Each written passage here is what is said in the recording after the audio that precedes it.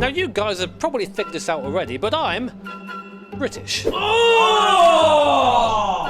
Ew! And if it wasn't bad enough being British already, we also don't get these things. This is a NASCAR Cup Series Toyota Camry. And my God, are they very difficult to drive. That's because we have nearly 700 horsepower from a naturally aspirated V8 engine, pretty much zero aero. And there's...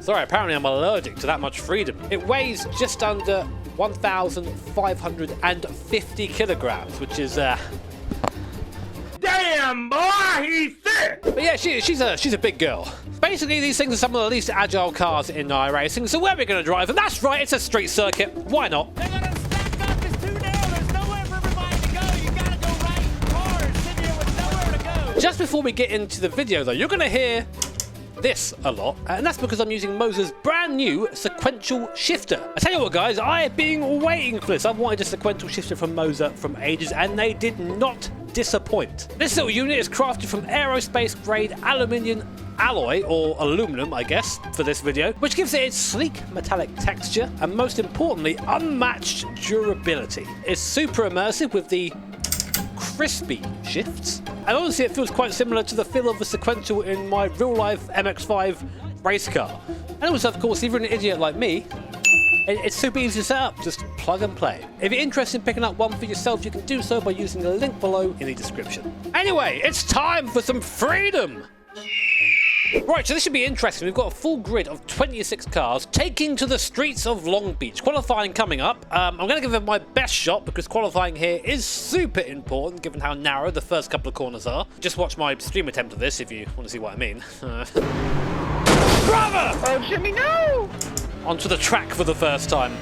This car on cold tyres is a nightmare, and realistically we've just about got the tyres up to temperature probably by the end of the second flying lap. You'll notice as well when I'm driving this thing I have to lift the throttle on the upshifts and I have to blip as well on the downshifts. If I don't blip, I'll lock those rear wheels and we have a sizable accident. Or that happens. Oh no, where am I going? Right, let's not go off this time. Reckon a bit earlier than I need to. Then through this last section when the car just feels like there's nothing, you have to just let it roll through. I hope it doesn't just randomly lock a brake into the hairpin. Okay, don't mess this up, Broadbent. I'm looking for that last tree on the left. There it is. Oh, I had to go down one more gear there, otherwise I wouldn't have made the corner. The most important thing I think for this is just to get a lap on the board, because these cars are so hard to drive around here that just by having a lap time registered, you're going to be halfway up the field. No, not the wall. Oh. That was so close. Right, come on, Jimmy. Put a lap together. That was not a good lap. That's like a 24 or a 25, and our goal is a 22 somewhere. That's better. Friendship ended with brake discs. Engine braking is my best friend now. Oh, good. Oh, good. Oh, that lap was going well. Well, that lap sucked. Is it better than a 23.8 though? 23.1. Okay, so that wasn't a good lap. Good enough for P4 though, for now. So hopefully we'll start somewhere near the front, but I know I can do a lot better than that. So fourth on the grid, which means we're going to be on the outside of the T1, where that's not where I want to be. There's a wall there. Mate, this guy in second is called Chase St. Clair. That's like the most NASCAR name I've ever heard in the ever. Oh! Guy in front got loose and I had to get out of it. Oh, this is what I mean by not wanting to be there. So what happened there? Just going late around the outside at T1, trying to go round the number 4, but just misjudged it, tapped the wall on the inside there. Luckily, though, the car seemingly is in one piece. Okay, that was spooky, but still alive. Up to P3, but the guys in front have already got a second and a half on us. So we're going to have to settle in and see if we can hunt them down again.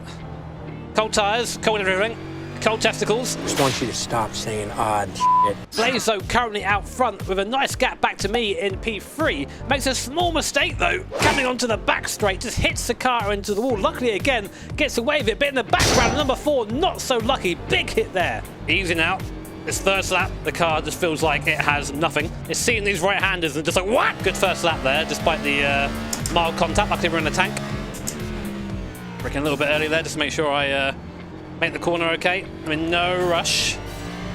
Got 20 laps of this, so I've got a little bit of time to think about what we're going to do here. And also, from memory anyway, these tyres are kind of like chocolate. If you push them hard early, they're just gone. So I'm going to be driving as smooth as I possibly can. Ignore that, in an effort to keep tyres alive so I can actually have something at the end of the race. There you go. Temperature's coming up a bit now. Able to actually turn into the corner, which is nice. Okay, falling back a little bit now. It's okay. Get into that rhythm we were speaking about. So we've got 22s in us. Let's go and do them. Man, nailing the downshift in this thing. It sounds so sweet on the downshift. Oh. What happened?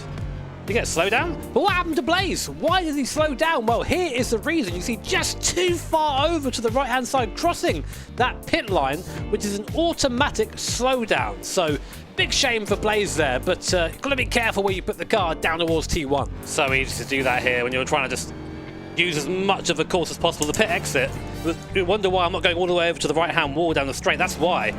The pit exit there, if you cross it, you get a slowdown. And this is so intense. Like, the car is so unwieldy. So much power. It feels like stupid power, you know, which is my favourite sort of power. It's just like everything at once, still with it. It's hard to stay with him, he's fast. I'm trying to stay with him. Make sure not to react to the relative too much, you know, it's easy to do that. Just focus on my own driving, my own pace and my own race. This guy's got his own tyres to look after, I'm looking after mine. Right, first lapped car. What's going to happen here, I wonder? I gotta get out of here! I think it's well out of the way, good lad. That gives us a chance though, we're a bit closer now. Slow car ahead. Mac in front, locked a wheel all the way in. Fuck! I just missed my throttle a bit too early there. Missed the shift. Easy to do, even with a sequential in this thing.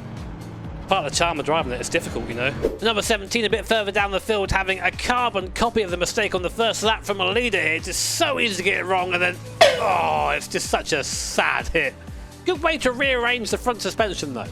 Try not to spin my wheels or anything out of there, just let it breathe itself out of there, roll onto the throttle nicely. But this is so intense, I love it. Oh, a little bit of netcode, a little bit of lag. That's when things get a bit scary in iRacing.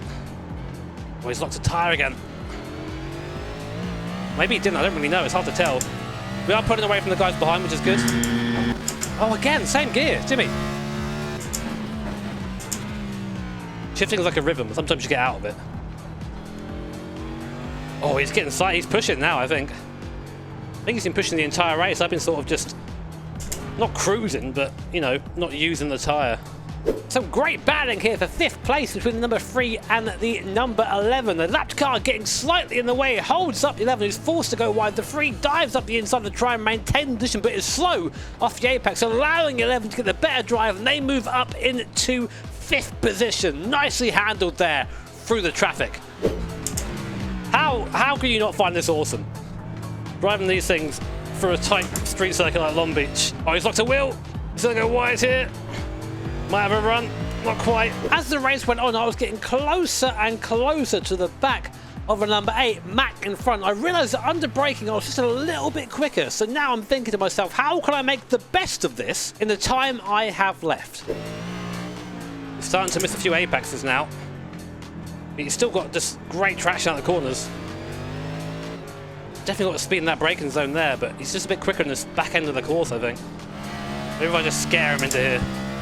This is the closest I've been to Mac now for a couple of laps, so I decided just to show him my nose on the inside. Never intended to overtake here, but he took the bait, went wide. I had the overrun, squeezed him to the wall on the left there, and past I go up into the lead of the race.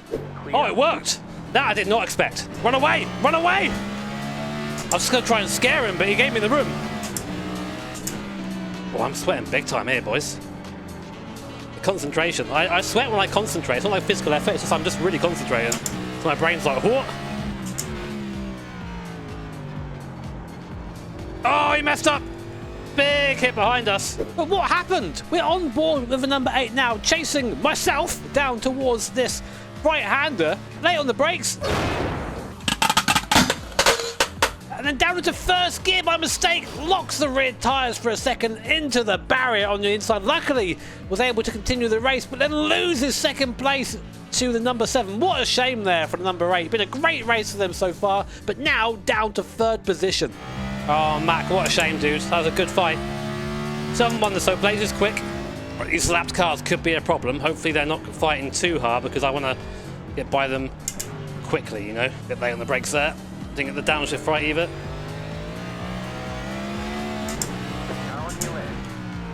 I'll make sure I make that move and get it done. Make it nice and early. It's hard to respond in this car. 2 more laps, come on.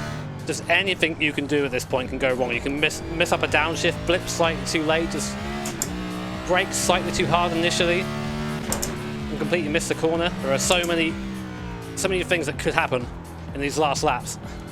I'm just praying that I can do what I'm just trying to keep it together. I need one more good lap. I'll try, bro. Come on. Nice. Good T1. First early for that engine braking. Watch out for that curb on the inside. It's bouncy. Oh, that will go very close there. Little breathe with the throttle. Watch out for the bumps. Straight line it. Brake at the 300-ish. 350 really at the moment. Get a nice tight apex here. Come over early, bumps on the right. Brake in a straight line. Try and almost touch this wall on the right here. Not the one on the left though. Oh, nearly. We're going to brake just before the 500 up here. Downshift twice. There is. Oh, luckily he's gone off. Last little bit to stroke the car through here. Come on. Hey, yo. Yeah, boy! We won! Holy hell, I didn't expect that when I signed up for this race. And all it took was taking years of my life with sweat. Oh, amazing. Jimmy, that was so much fun, dude. Yeah, thanks, guys. That was awesome. It's a shame. I'm not quite sure what happened to you there, Mac. I mean, you just got loose, but yeah, really fun. Amazing round here. After you overtook me into the, before the final sector, I shifted down to first. Got a little loose at the walls. Alright, but my mistake. Oh, awesome. That's such a nice message to get there from Mac, man. That's what this hobby is all about. Just having those little moments, you know. Hey, I hate to repeat it because it feels almost like it's cliche now to say it, but the cars ain't real, but you know, the racing is. What a great example of that.